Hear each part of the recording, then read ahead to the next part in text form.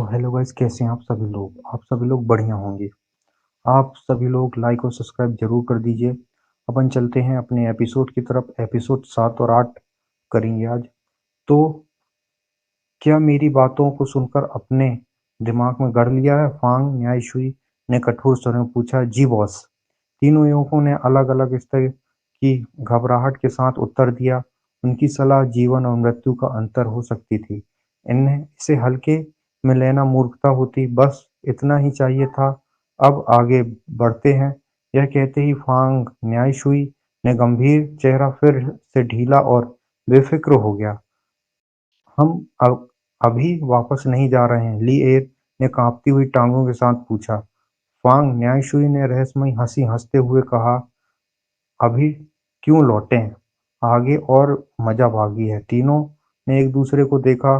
वे कुछ बोले नहीं, पर उनके मन में था, ऐसा मजा तो केवल पागल को ही अच्छा लगे। ध्यान रहे, जिन रास्तों से हम गुजर रहे हैं वही आगे तुम्हारी गश्त के क्षेत्र होंगे। इन्हें भी याद कर लो। चारों खेतों को पार कर मुख्य मार्ग पर आ गए। चलते चलते फांग न्यायशुई उन्हें हर क्षेत्र और मार्ग के बारे में समझा रहा था। अचानक हवा की झोंके के साथ यशवीर ने हल्की हंसी सुनाई दी। ही हा हा हा। वहीं तुरंत सतर्क हो गया। ये यशवीर, तुमने कुछ सुना? ली एर ने घबराकर पूछा। यशवीर ने हल्की अंदाज में कहा, दोस्त, जवाब हवा में उड़ रहा है। ली एर। तभी तेज हवा चली। हंसी और स्पष्ट हो गई, जैसे कोई कान के पास खिलखिला रहा हो। यशवीर ने हवा में बच्चों सी धुंधली आकृति देखी। हा हा हा हा, भूत भूत, ली एर चिल्लाया और भागने ही वाला था कि फांग न्यायशुई ने उसका कॉलर पकड़ लिया। कौन सा भूत दिन दहाड़े आता है बेवकूफ, उसने डांटा। ये पवन शिशु हैं। जब तक उन्हें उकसाओगे नहीं, नुकसान नहीं पहुंचाते। पवन शिशु? हाँ, ये साधारण श्रेणी के अजनबी हैं। हवा में छिपकर उड़ते हैं, मिट्टी की गुड़ियों की तरह। उन बिना उकसावे हमला नहीं करते, पर अगर छेड़ा तो बहुत खतरनाक है। फांग न्यायशुई ने जोड़ा। एक बार हमारे कप्तान सिंह सेन राठौर ने गलती से उन्हें उकसा दिए थे। वे आहान स्तर के अंतिम चरण में थे, फिर भी मरते मरते बचे। सौभाग्य से वृद्ध मार्शल आर्टिस्ट श्यामला देवी और कप्तान विक्रम सिंह समय पर पहुंच गए। यशवीर ने मन ही मन सोचा, तो विक्रम सिंह भी उसी स्तर पर हैं। दूसरा पाठ। फांग न्यायशुई बोला, खतरे में घबराना मत और चीखना तो बिल्कुल ही नहीं।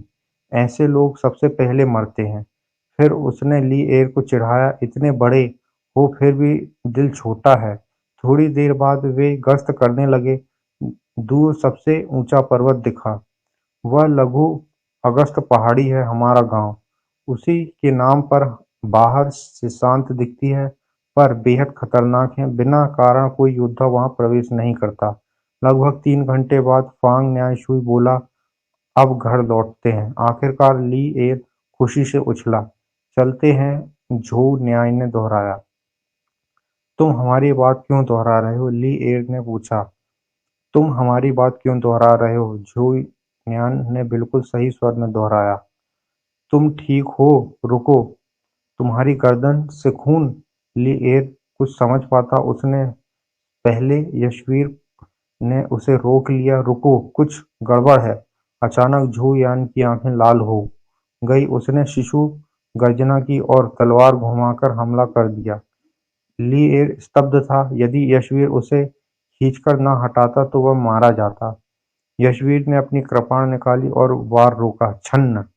झूंगन्यान की तलवार उछल गई, पर वार की गति नहीं रुकी। कृपाण ने उसकी गर्दन काट दी।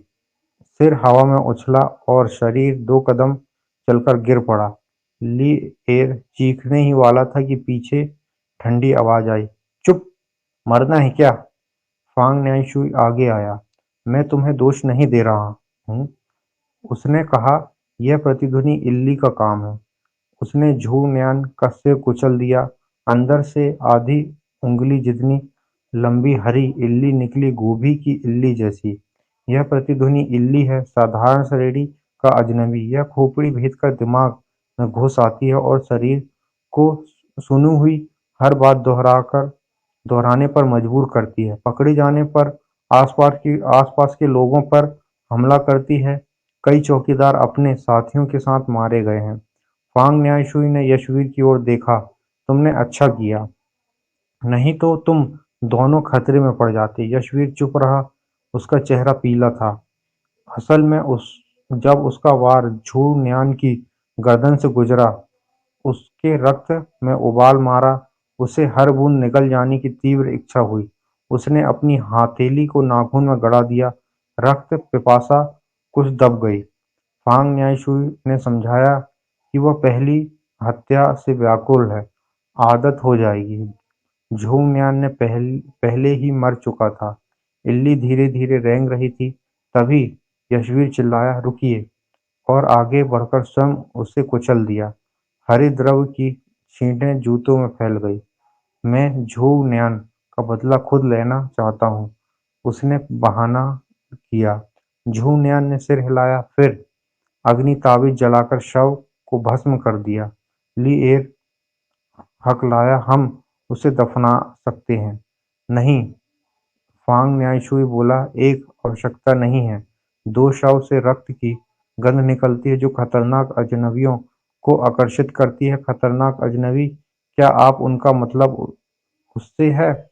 यशवीर ने आकाश की ओर इशारा किया। काले बादल तेजी से उसकी ओर बढ़ रहे थे। वे रास्ते में हर चीज को निगलते हुए पवन शिशु भी दूर भाग रहे थे। भिनभिनाहट तेज हो रही थी। वह बादल नहीं था, वह असंख्य काले मच्छरों का झुंड था। इतने अधिक कि जैसे बादल दिख रहे हों। और वे साधारण मच्छर नहीं थे, वे मनुष्य भक्षी मच्छर थे। एपिसोड 8, कुंग-फू मेंढक। जब फांग न्यायशुई ने आसमान की ओर देखा और समझाया वे किस चीज को घूर रहा है, तो उसके चेहरे से सारा रक्त उतर गया। यह रक्त चूसक मच्छर हैं, भागो! वह चिल्लाया और गांव की ओर पागलों की तरह दौड़ पड़ा। यशवीर और ली-एयर को दूसरी बार कहने की जरूरत नहीं पड़ी। वे तुरंत उसके पीछे दौड़ पड़े, लेकिन रक्त चूसक मच्छरों की गति उनसे कई अधिक थी। आधा रास्ता पार नहीं किया कि भिनभिनाहट काला झुंड उन पर बिजली तूफान की तरह टूट पड़ा।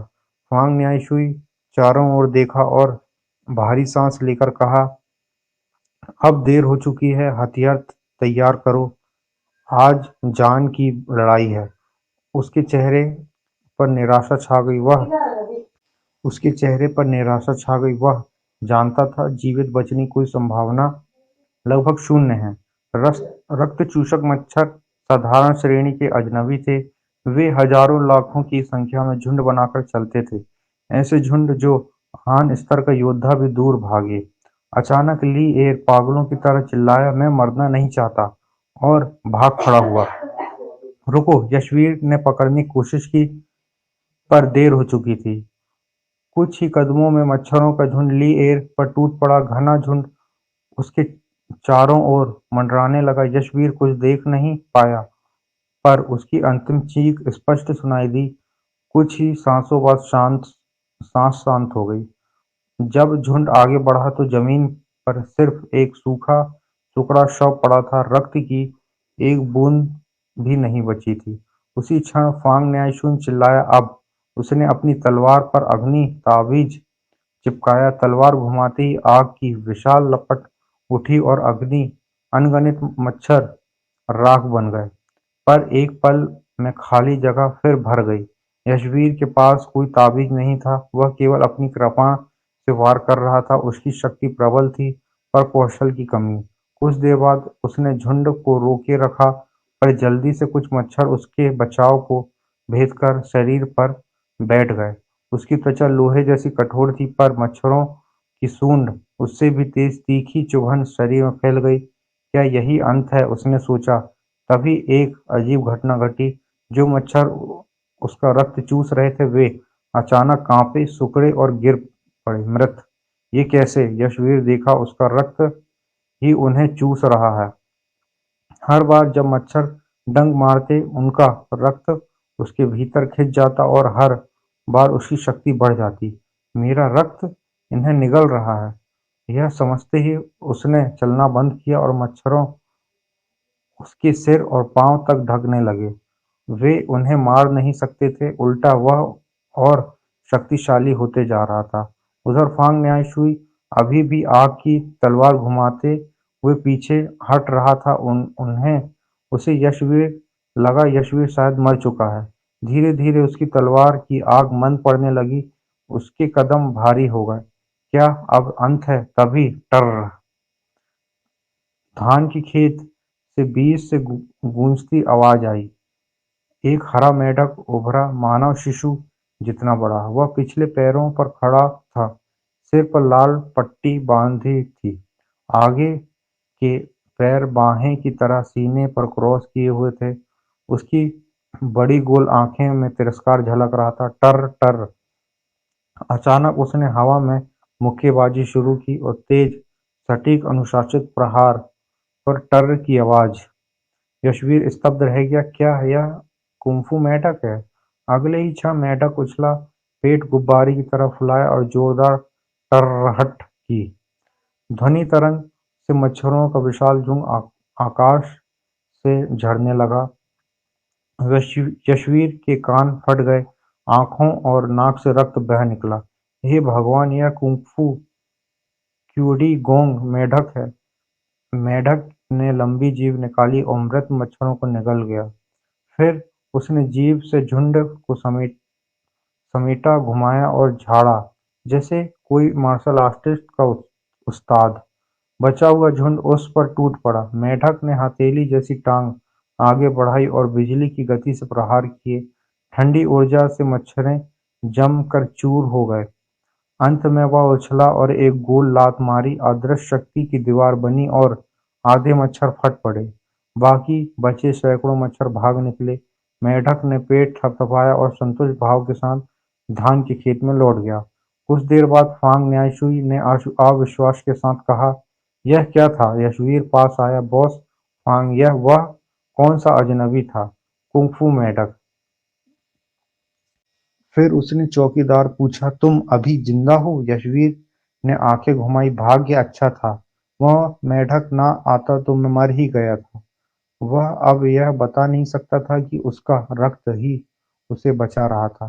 फांग न्यायशुई ने उसके शरीर पर पड़े लाल निशानों को देखा, कुछ नहीं कहा। चलो गांव लौटते हैं। मच्छर जहरीले नहीं, पर घाव पक सकते हैं। ठीक है। यशवीर उसके साथ गांव की ओर चल पड़ा। तो गाइस, एपिसोड को यहीं एंड कर रहा हूँ। कल तक के लिए बाय बाय।